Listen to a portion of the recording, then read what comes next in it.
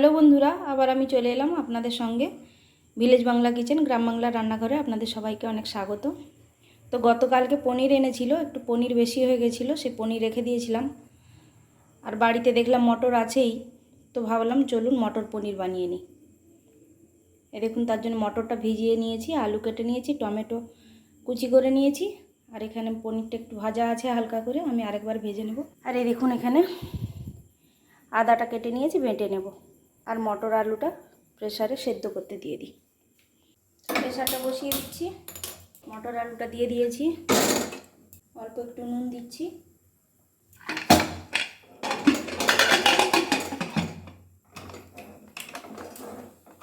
সেদ্ধ হয়ে যাক, ফিরে আসছি।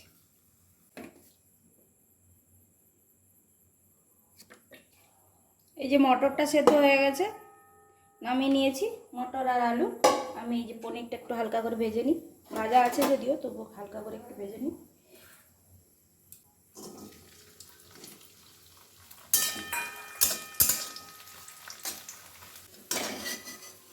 পনিরটা ভাজা হয়ে গেছে, আমি তুলে নিলাম।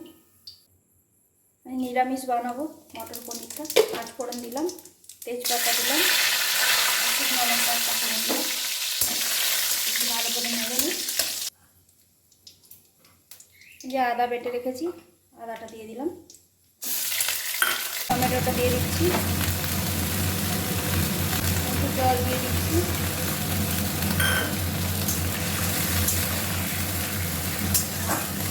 সবগুলো একসাথে কষিয়ে নিই।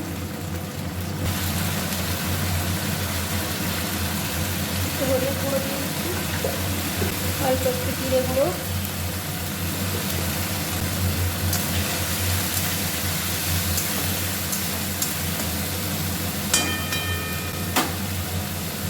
যেহেতু নুন দিয়ে মটরটা সেদ্ধ করেছি, তার জন্য অল্প আমি নুন দেবো।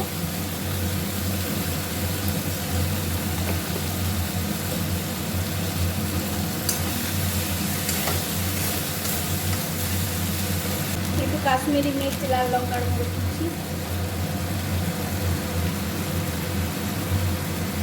রঙটা আসার জন্য। একটু গরম মশলা সানরাইজের,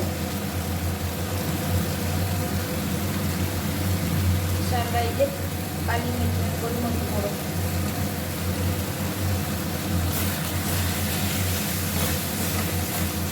কালারটা চেঞ্জ হয়ে গেল, লাগছে দেখতে।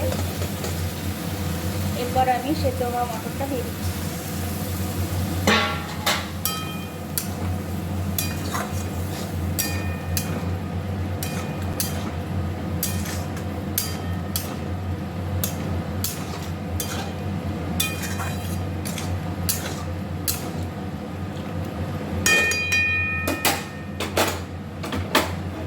এর সঙ্গে আমি পনিরটাও দিয়ে দিচ্ছি, সেদ্ধ হয়ে যাবে।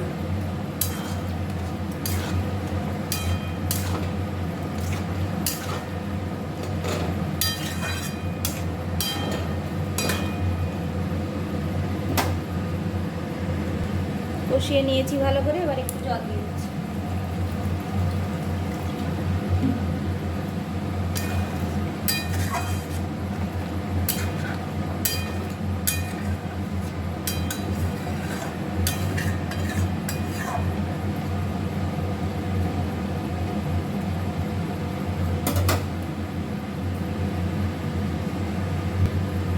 লবণটা ঠিকই আছে, একটু চিনি সামান্য দিয়ে দেবো স্বাদ মতো।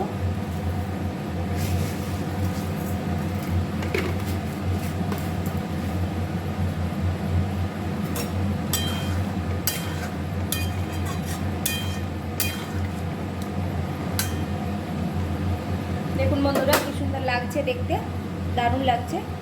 তো মটর পনিরটা আমার তৈরি, নামিয়ে নিচ্ছি।